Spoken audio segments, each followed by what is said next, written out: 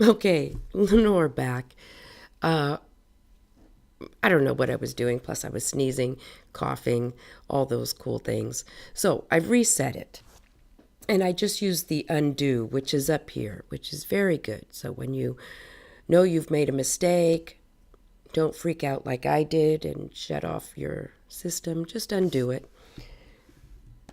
So this doesn't look right.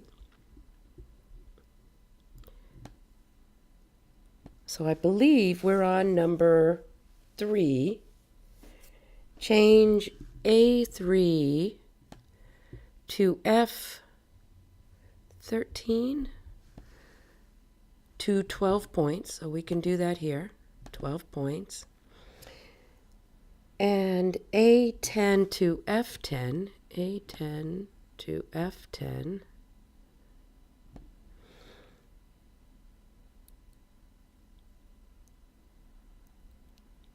Apply the total cell style. Oh, okay. So we go over here. Here's the total. So we've added that. Bold the titles in range A11 through A13.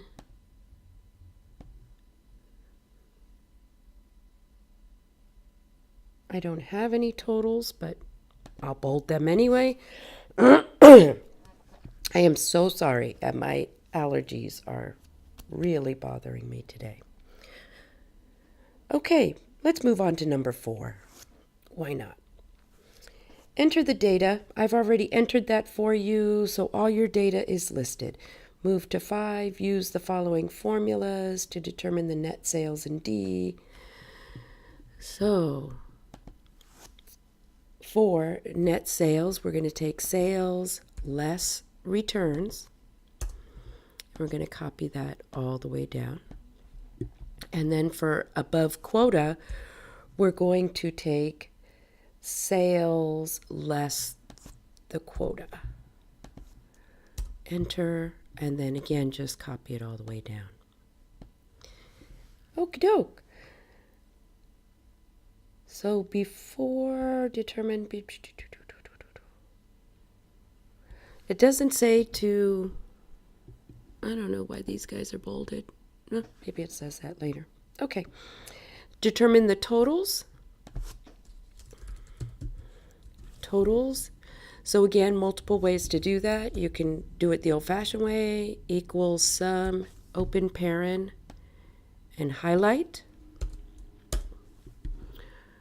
Or once you do that, then you can pull it all the way across. There's only one problem with that, and that's the cross footing.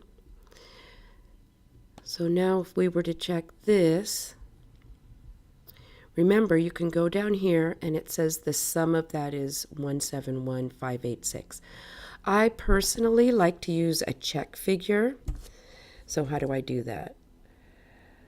So equals sum, and I want to check that sales, return, net sales, sales quota. Nope, that won't work. Never mind. Okay, so we've done that. Determine the totals. We've done that. Determine the average, maximum, and minimum in 11 through 13. So here's 11. So let's type that up. This is an average. And it's just that simple. Equals AV. And you can just click. Equals the average. And then just do a highlight. Don't include the total like I did last time. Okay, and then just pull it all the way across. The next one is the minimum. And you know, I haven't mentioned this, but you should make certain that you can type quickly. You might want to do some kind of skill building or something like that. There's a lot of free programs because you really do want to be able to type quick. Okay, so now the maximum. Click there and just highlight the cells. Whoops, put one too many in there. Okay. So I believe we have finished 7.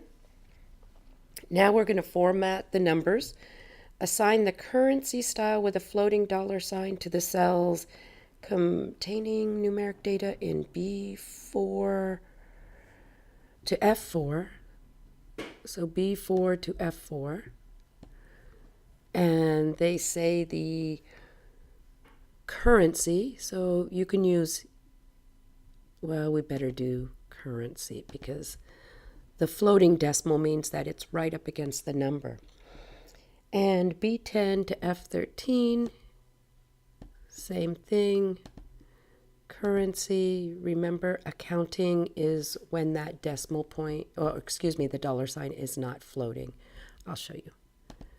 When it's way out there. Putting it for currency means that if you have $1, I'll force that right here. See how it's floating? It floated from being 100,000 to being right in front of the 1 in $1. Okay, that's floating. And assign a number style with 2 decimal places and 1,000 separator to the range B5 to F9. So here they want a different style. And they said a number style. So number. And that didn't quite work. So we go to top to the format, cells, number, 2 decimal places. You can make more or you can make less. Use the 1,000 separator, and you can double check and see what your number looks like. So I always like it to be in parentheses if it's a negative number, but not in red. Okay, look at that. And I believe we should probably at least do that here. I may be jumping around a little bit. You can always go here. Oh, look, you can even put different dollar symbols. Cells. I know I'm jumping around a little bit. I apologize. All right, so we've got our average, our minimum, our maximum. Here's a cool thing. So conditional formatting. So they want us to format conditionally. What they want is, and look at how weird this is because I haven't. See, here's a minus and here's the parent, and they want us to use the minus. So let me reformat that again because I managed to look at the solution. 2, use the 1,000. Okay. So conditional formatting. So you go up here and you click. And we want to highlight the cells, right? We want them to be kind of reddish.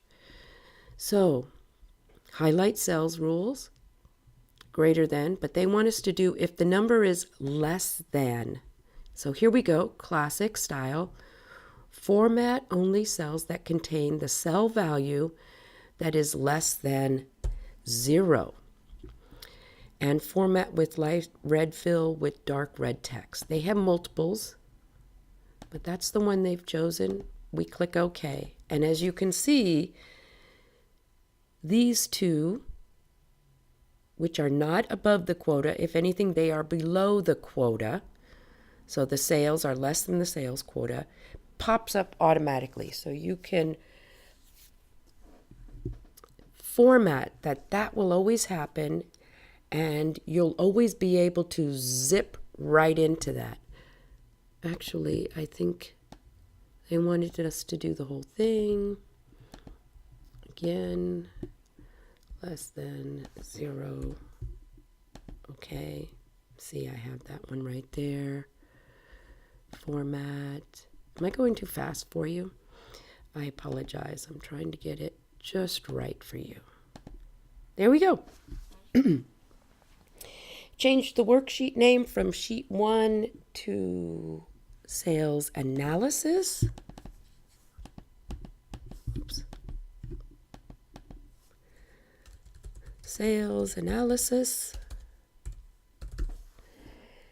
And the sheet tab color, again, you can do this with your mouse. I don't have a mouse. Check the spelling. This is pretty cool. So if you go to Tools, Spelling, it will look through. Do you want to continue? You say yes. It says, hey, I don't know what this is. Do you want me to change it? And we say, no, no, no. Just ignore it. Ignore that one as well. And it says, okay, you're all done.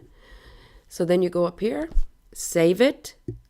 Remember, you want to save it with last name, first name, and you're done. That's what this looks like. Okay, with that said, Lenore out.